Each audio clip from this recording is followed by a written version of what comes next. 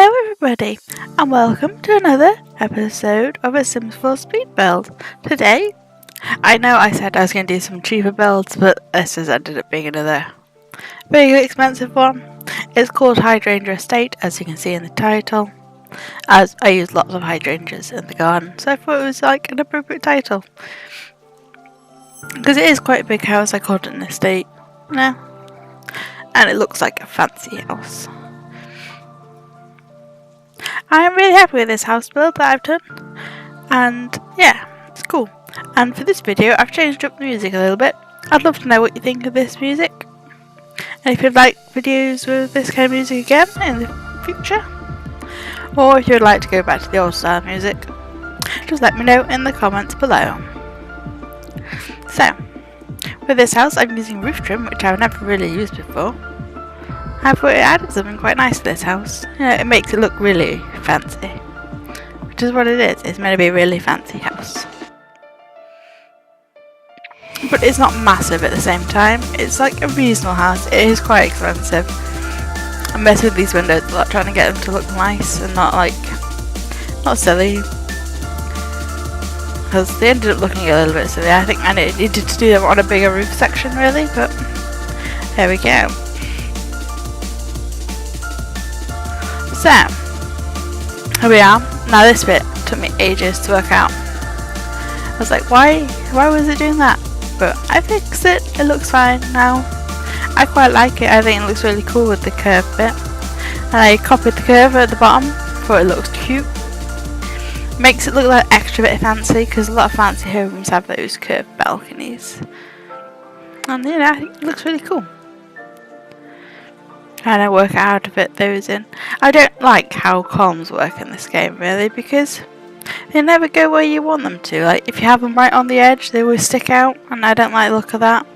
But then when you have them in, they always look like they're just that bit too far in. It just bugs me a little. But hey. So, with the windows we use nice large shuttered windows, so we are rearranging all of this, and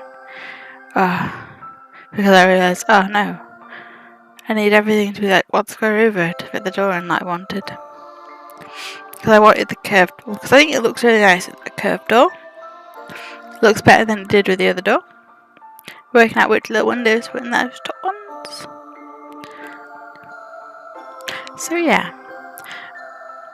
this build ends up being very fancy, I think. Yeah, messing about with this back porch, because I was doing, should I do a porch? In the end I didn't do it, it's just a nice little patio area for your Sims to have like barbecues and eaters and everything like that. So yes, that is the outside of the building, well, the actual building finished. Next we're going to be moving on to doing the garden.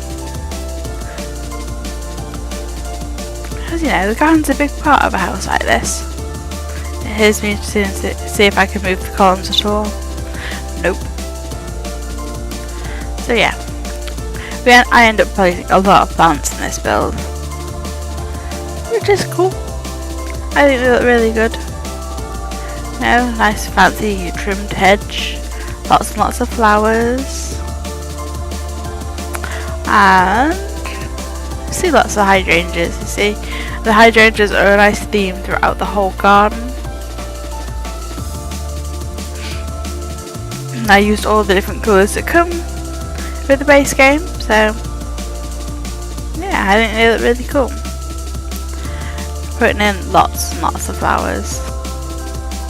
This lot ends up having quite a lot of objects because of all the garden, so it did mess with my frame rate a little. Because, I usually get a solid 60 when I'm playing The Sims. But like when I loaded it up again after, like when I was still doing the build, but I had to break. Yeah, it was like at 30 for quite a while, because I don't know, it was struggling to load it, I think. So that is something to be aware with this house. It probably is, because there is a lot of plants on the lot. Especially when you count like the back garden and everything in. to the garden. Yeah. Lots and lots of plants. But I don't think there's really many more plants than like other lots I have. But I suppose all the little ones at the bottom maybe. But yeah. I've never really used those little plants before because I always think they look too square, but I think they work when you hide them like under all the other plants. So yeah, here we are, sorting out the back garden. I decided to go for the white fence because it suits the rest of the house well, because everything else in the house is white, so why wouldn't we not have a white one? Putting a tree in the garden, because you know I love these cherry blossom trees, and I think they really suit. Doing a few flowers around it. It's the only bit of the garden that has those flowers, which is strange to me because I really like using those flowers, but you know, I thought we'd have a break with this house and use lots of the other flowers that they have. Most of them are base game flowers. I think there's the odd outdoor retreat one with those bushes. Those are outdoor retreat. So here we are doing like some other flowers. You know, this adds like a nice amount of colour and texture to the garden at this point. Using lots of those little purple bushes because they layer quite nicely and they look nice when you overgrow them slightly over the path, because that's what like flowers like that usually do. So yeah, the house is quite a nice big pool. So here we are, we're loading the game again, which is why it went all a bit weird textured. I don't know why it does that. So yeah, doing all the layout now for the downstairs and the upstairs. This house ends up having 4 bedrooms, 3 bathrooms, with an ensuite for the master bedroom, which is one of the bathrooms obviously. And yeah, it ends up being really quite nice, I think.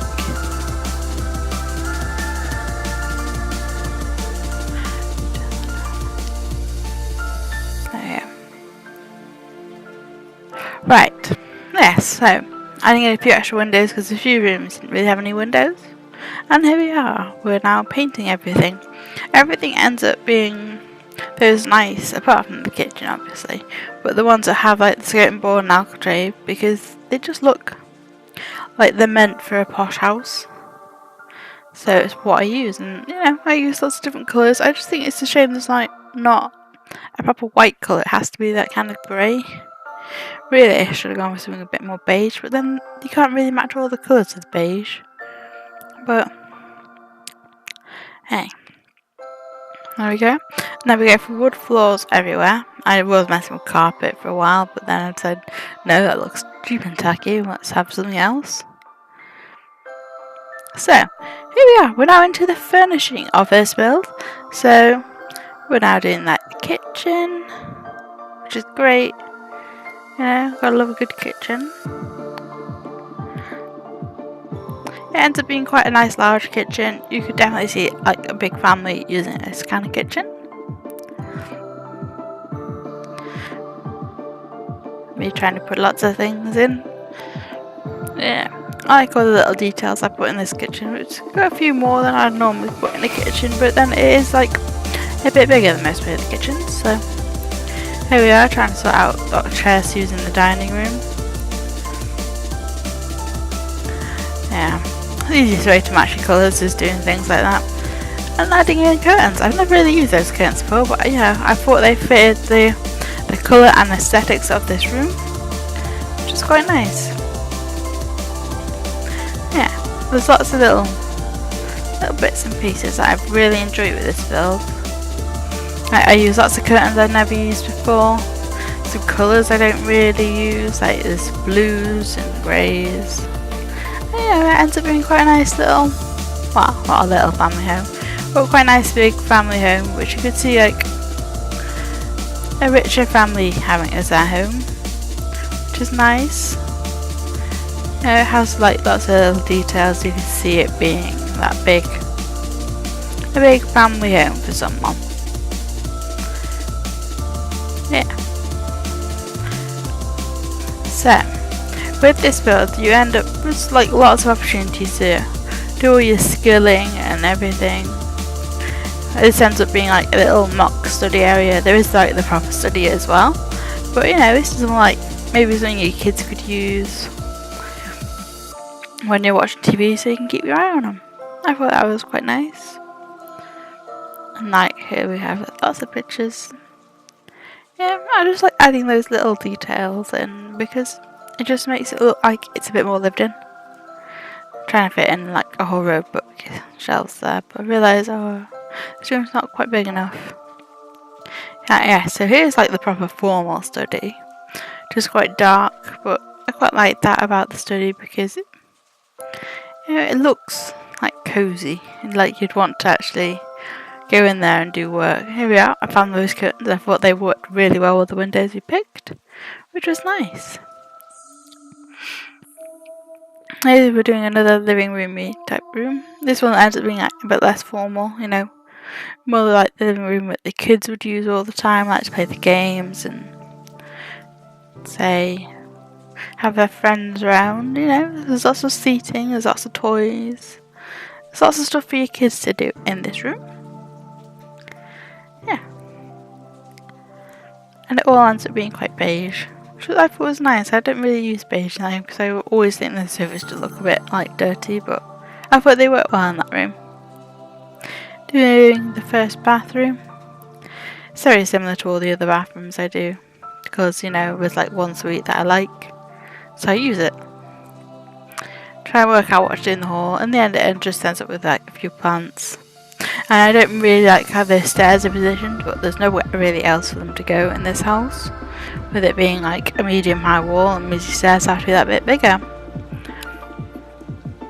So moving on to the outside, because I thought we'll do the whole downstairs first this time instead of going upstairs and then coming back down. Just, you know, putting the dirt in for these areas. So yeah, it just makes like the plants look a bit more like they're actually planted, not just flopped there. So yeah, now we're moving on to the bedrooms, trying to figure out which bed to use, and I ended up changing the colour in this room because yeah, the bed just didn't go. Trying to work out, you know, what furniture to have and all of that. And at this point my cat was bothering me when I was filming. She really wanted some pets, so you don't say no to your cat. Trying to work out if I could get a colour to match that, because I thought it would look really cool, but no, not really.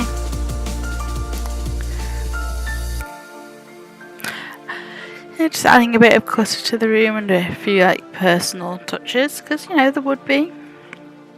When you live in a house, you would have a few personal touches. It's not just going to say like a show home forever. So I suppose some people have homes that stay very clean, tidy, and like you just moved in, but you know, my house does not stay like that because we just have too much stuff. As you know, I could get rid of some of it, but I like all my stuff, you know. I like having my computer and all of that, and a printer I don't use, but you know, occasionally I need to use my printer. Right now it has no ink, but you know, I could use it. Here we are doing like a teenager's room, you know. I thought they could have like a streaming kind of YouTube setup, you know. Thought it would be a bit interesting to do something like that. Because that's what like, you know, I thought it would just be a bit interesting to have like a backdrop behind your computer and some lights that actually looks like you use your computer for something other than just gaming or doing your schoolwork.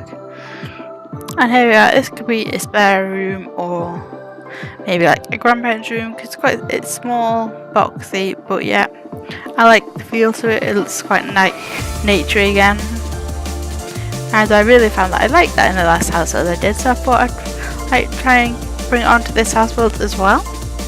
Here we are now doing the bathroom. Now I really like how this bathroom ends up because I ended up doing something a little bit different with it. Like I have these corner cabinets and then I do a whole mirror around it, and I thought that was really cool. Not something I've really done before, you know. No harm in doing something a bit different with your bathroom from time to time.